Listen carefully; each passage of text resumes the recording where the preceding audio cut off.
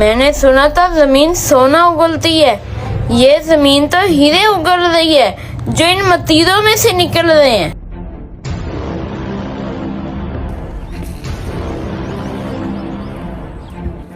یہ تو سارا باغ ہی خراب لگ رہا ہے مجھے۔ کیا دکھانے کے لیے لیا ہے منشی مجھے؟ لگتا ہے منشی پاگل ہو گیا۔ چلو چل کے مالک کو بتاتا ہوں۔ ہیں؟ میں مالک کو کیوں بتاؤں؟ قسمت تو میری کھلی ہے۔ ایسا کرتا ہوں، مالک کو کہتا ہوں یہ سارا بڑا خراب ہے پڑا، ایک بھی تربوز ٹھیک نہیں ہے، چلتے ہیں یہاں سے۔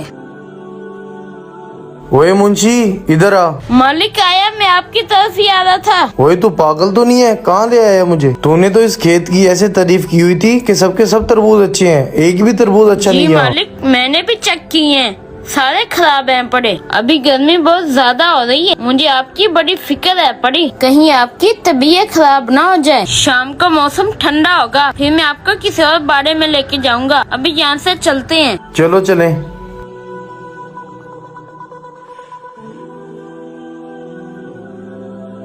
تربوز تو واقعی کافی خراب ہیں پڑے۔ ایسا کرتا ہوں، یہ تربوز کاٹ کے دیکھتا ہوں۔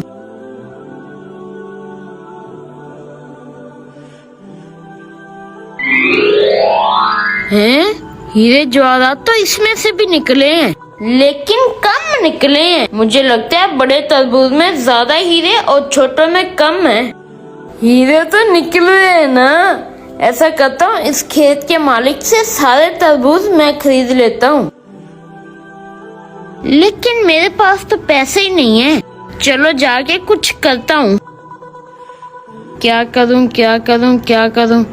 ہاں، ایسا کرتا ہوں، اپنی زمین جو پڑی ہے وہ بھی بیچ دیتا ہوں اور بیگم کے زیورات بھی بیچ دیتا ہوں، اور اتنے ہیرے نکلیں گے بیگم کو کافی زیورات بھی لے دوں گا اور زمینیں بھی نہیں لے لوں گا۔ اور دفعہ ہو جائے، اس کو کھڑا کر دے اور پانی لے کے آ میرے لیے، پہلے بہت پریشانی ہوئی ہے۔ السلام علیکم۔ وعلیکم السلام۔ ہاں جی، بھائی تربوز کا کھیت خریدنا ہے، کتنے کا بیچو گے؟ 2 کروڑ روپے کا۔